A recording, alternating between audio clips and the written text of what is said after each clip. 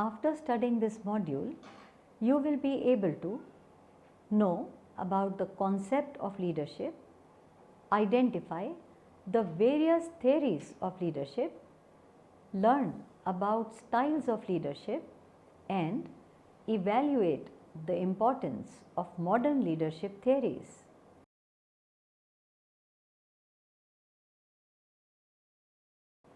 Effective leadership is one of the most essential and intriguing part of modern organizations.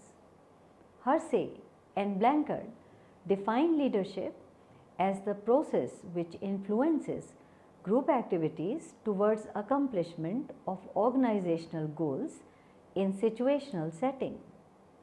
The guidance of subordinates through non-authoritative methods in conjunction with formal structure can be termed as leadership. Effective leadership makes work enriching, ensures unabated contribution by subordinate levels, leads to effective and efficient utilization of resources, leads to better coordination, cooperation, and communication within the organization.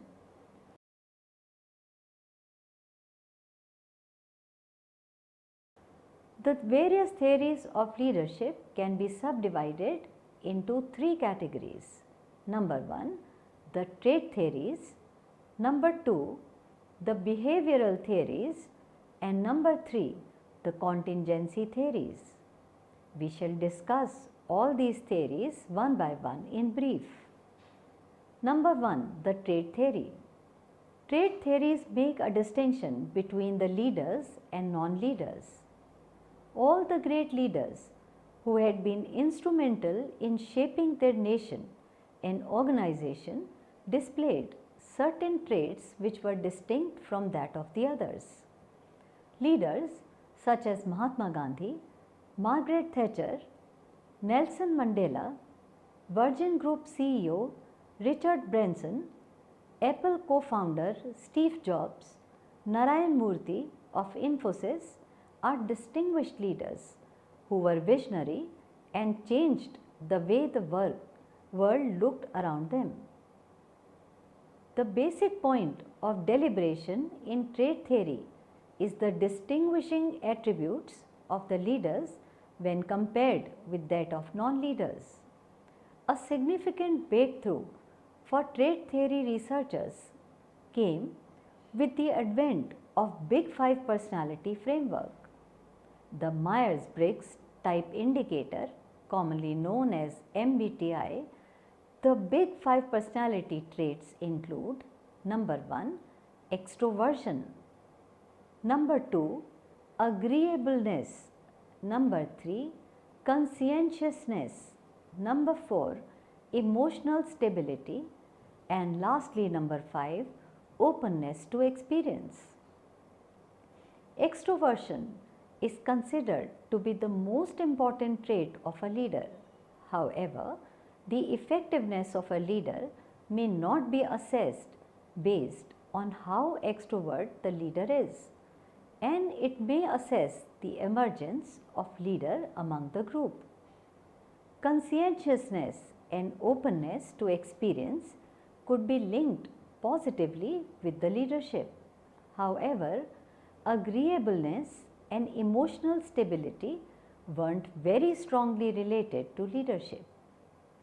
More contemporary studies consider emotional intelligence, commonly known as EI, to be strongly related to effective leadership. Therefore, EI can be regarded as an essential trait of a leader. Trait theories can be regarded as instrumental in predicting the emergence of a leader. However, how effective a leader would be in a different genre altogether, and trait theories may not predict the effectiveness of a leader. Now we will learn the behavioral theories. In the behavioral theory, particular set of behaviors are gauged, and this helps in making a distinction between a leader and a non-leader. Trait theories could provide a basis or a parameter through which a leader could be identified and selected.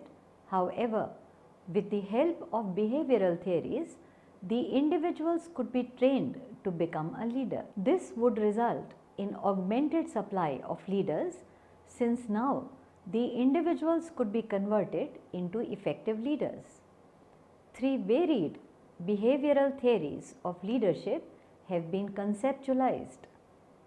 Number 1, Ohio State Studies. These researchers in Ohio State University initiated research on behavioral aspect of a leader in the late 1940s. The researchers at Ohio University were looking for those dimensions of leadership behavior which were independent. Having assessed numerous and such dimensions, they finally zeroed in on two dimensions. A. Initiating structure refers to the leadership style in which the leader pre-assigns the structure of work to the group members. A leader who is characterized as having high initiating structure would assign particular work roles to his or her subordinate and would also define the standard of work performance to be adhered to by subordinates. B.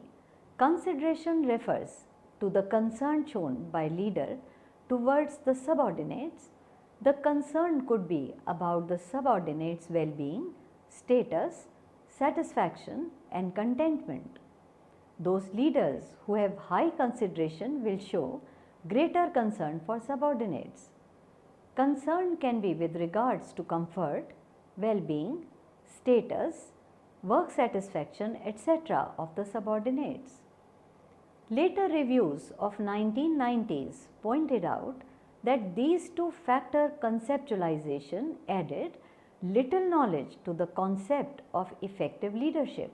However, it was added later on that concept of initiating structure and consideration do have a bearing on the effective leadership. Next are University of Michigan studies. University of Michigan also undertook the study on leadership effectiveness based on behavioral characteristics about simultaneously to the Ohio State studies.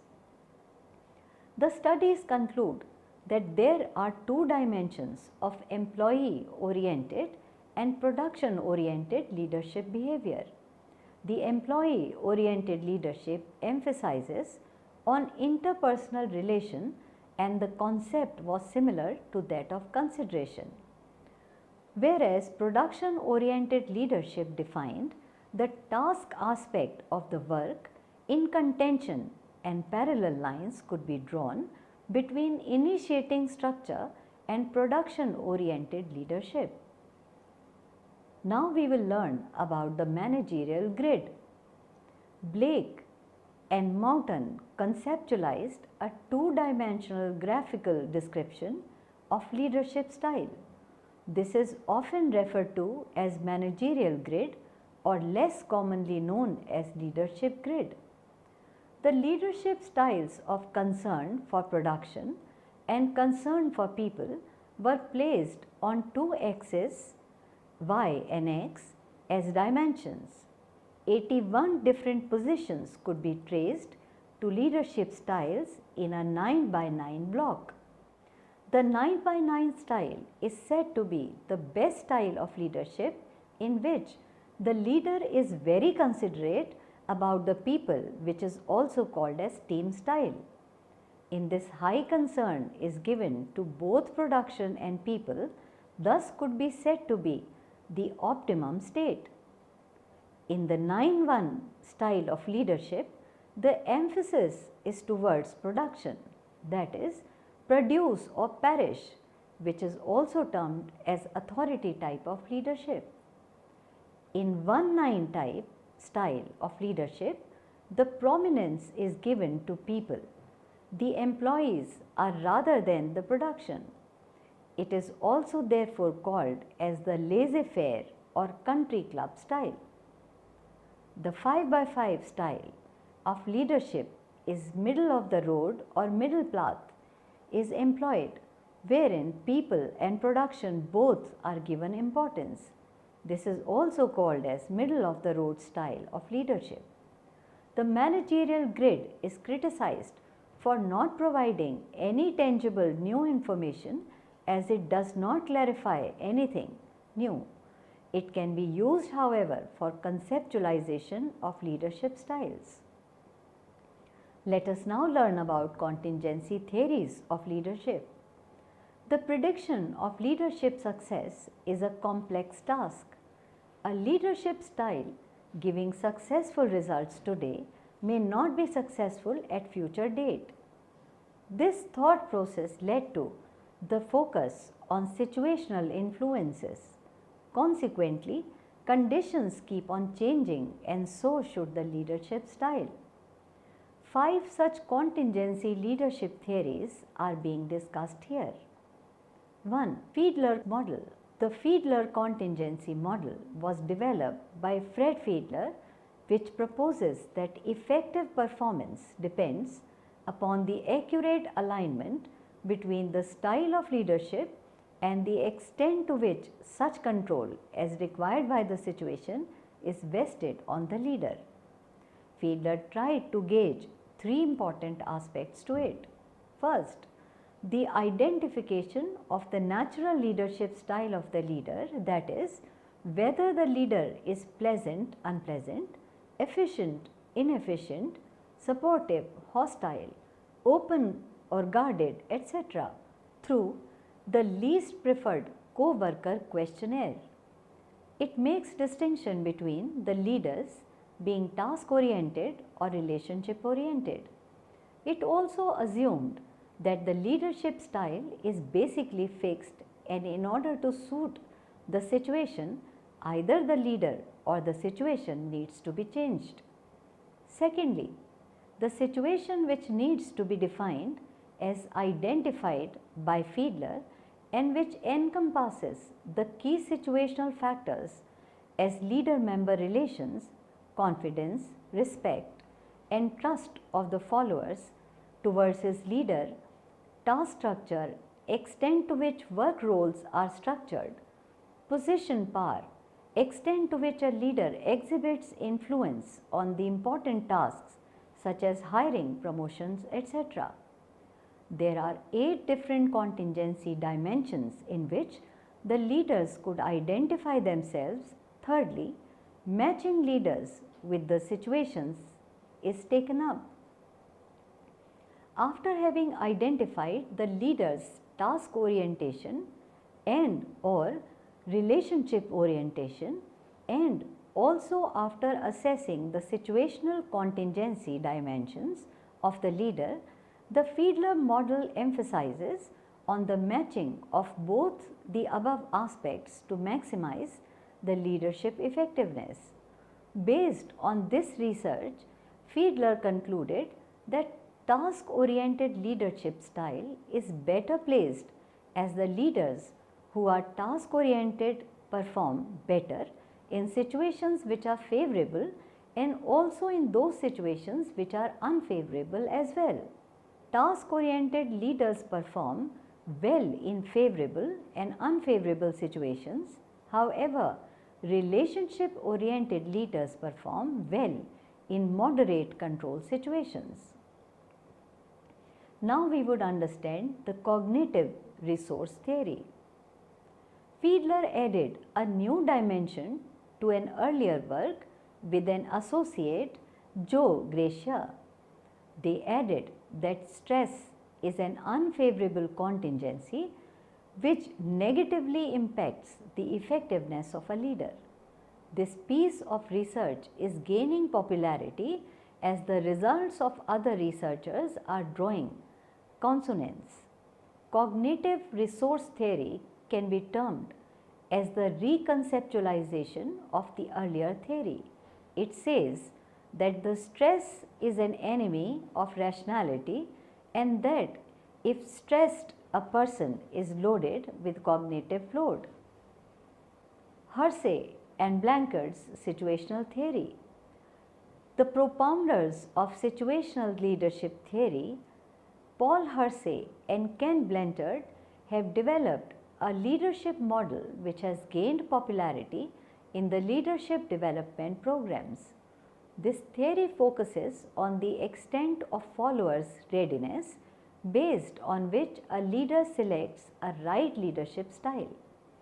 It is based on the premise that the ultimate leadership effectiveness is judged by the followers who accept or reject the same. By readiness, Hersey and Blanchard meant the degree to which individuals have the ability and willingness to achieve a task. Followers are a very important aspect of any leadership style to flourish. It ultimately zeroes down to the acceptance forwarded by the followers. Therefore, in case the followers are unwilling to cater to a particular task in hand, the leader needs to exercise clarity and specification in giving direction by being more task oriented. SLT has an intuitive appeal. However, other researchers have pointed towards methodological errors in the theory formulation, as SLT could not be replicated successfully elsewhere. Now we will learn the fourth type of theories, leader-member exchange theory. This theory is based upon the premise that the leaders tend to have favorite followers among all followers, which make the in-group.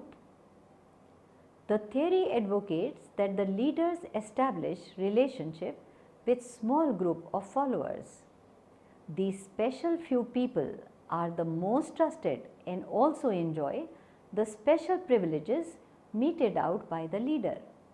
The question as to how the leader chooses that in-group is also explained in the theory.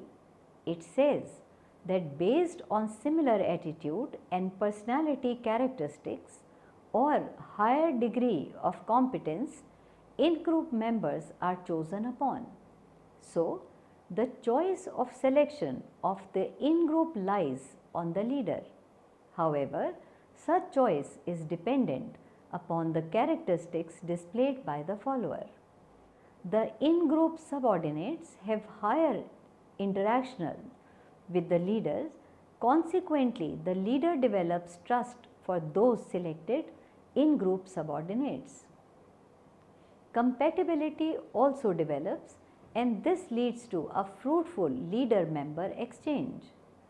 Contrary to this, in group the leader-member exchange remains formal in most of the instances, and hence the relationship continues to remain formal. The fifth theory is path goal theory. The essence of this theory is that it is the leader who should provide his followers with requisite resources, information and support so that they achieve their goals. This theory is therefore called path goal theory, as effective leaders make the path to achieving goals for their followers easy by reducing bottlenecks wherever required. Path goal theory was given by Robert House. House identified the 4 leadership behaviors which the leaders employ in tandem. Leaders could even display one or all the behaviors together. The 4 leadership behaviors are: directive leader who gives specific directions of how to go about a task and what are the expectations thereof; supportive leader who shows concern for the followers; participative leader who makes a decision after due consultation with his followers; and achievement oriented leader who expects his followers and subordinates to be above par and perform with excellence. They generally set the bar high and goals challenging. The contingency which could arise for all the above type of leadership styles are: for directive leader is more effective contingent upon the fact that situation should be ambiguous and less structured rather than well laid out. For supportive leaders, the employee, when performing structured tasks, is more conducive for high employee performance and high job satisfaction than in case of unstructured workforce. Directive leadership becomes unnecessary when the followers are experienced and they possess high perceived ability. In case of achievement-oriented leadership, when the tasks are highly ambiguous, then it could lead to greater efforts and higher performance. This theory therefore postulates the concept that leadership gets ineffective if the environmental contingency factors are not in alignment with the leader or when the employee's characteristics are incongruent. Adequate testing of path goal theory is yet to be concluded. Owing to its complexity, path goal theory has shown mixed support from researchers. The validity of path goal is still not proven and hence the jury is still out. Sixth, the leader participation model. This model points towards a leadership theory which provides a set of criteria to identify and determine the form and quantum of participative decision making which needs to be employed in varied situations. This model was developed by Victor Room and Philip Yeton, which creates a link between leadership behavior and participation in decision making. This model incorporates a decision tree providing 7 possibilities whose relevance needs to be marked by a yes or no and 5 alternative leadership styles. Later on, possibilities or contingencies were augmented to 12. The leadership participation model has received criticism for not incorporating all the variables and also for the complexity involved.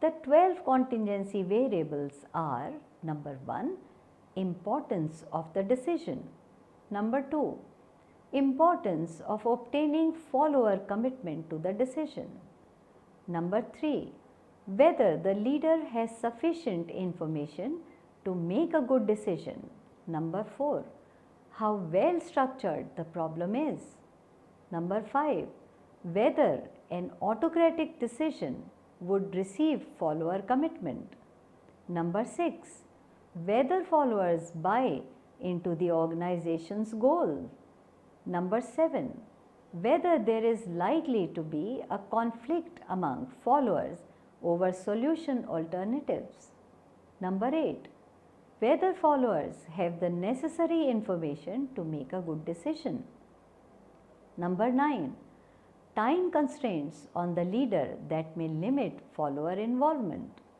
number 10, whether costs to bring geographically depressed members together is justified; 11, importance to the leader of minimizing the time it takes to make the decision; and lastly and 12th point, importance of using participation as a tool for developing follower decision skills.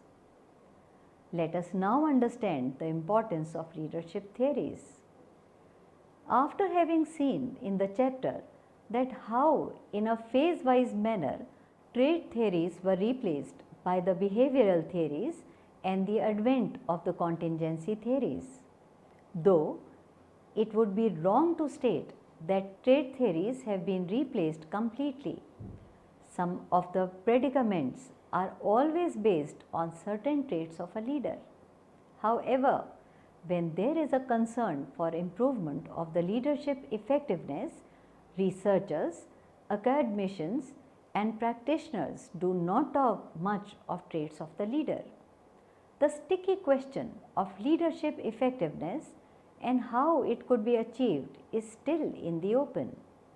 We have seen that each of the modern day theory and research are still being criticized for some inconsistencies in explaining the essence of leadership. So, the quest will still go on forever. The contingency theories emerged in the pretext of further quest. The researchers who are studying the importance of leadership effectiveness are constantly looking to solve what leadership actually is and what it involves is the question. Tenenbaum and Schmidt in 1958 were the first to depart from the trade theories of leadership and accepted the democratic leadership which focused on the people. They proposed a continuum of leadership where decision-making leader was at one end and worker participation enthusiast at the other extreme.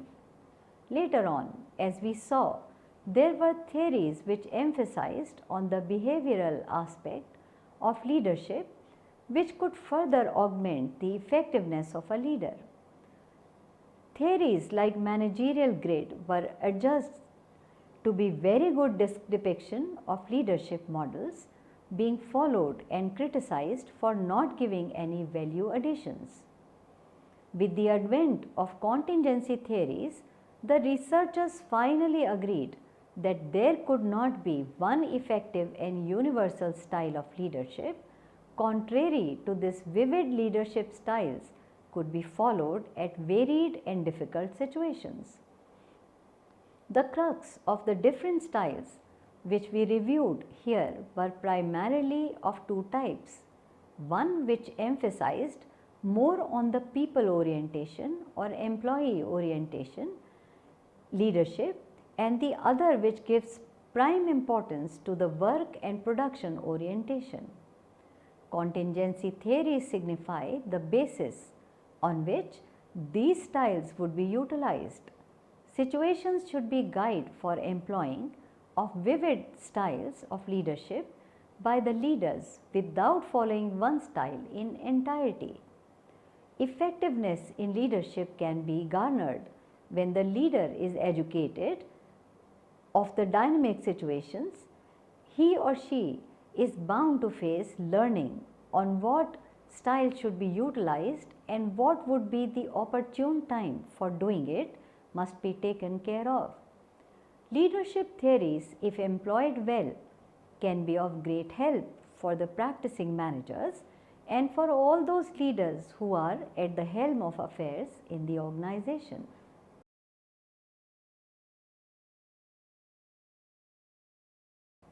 Let us now summarize what we have learned in this module. Effective leadership makes work enriching, ensures unabated contribution by subordinates, leads to effective and efficient utilization of resources, leads to better coordination, cooperation and communication amongst the employees and within the organization. The theories of leadership can be divided into trait theories, behavioral theories and contingency theories. Trait theories make a distinction between the leaders and the non-leaders. Trait theories may not predict the effectiveness of a leader. With the help of behavioral theories, the individuals could be trained to become a leader. Ohio State studies zeroed in on two dimensions: initiating structure and consideration.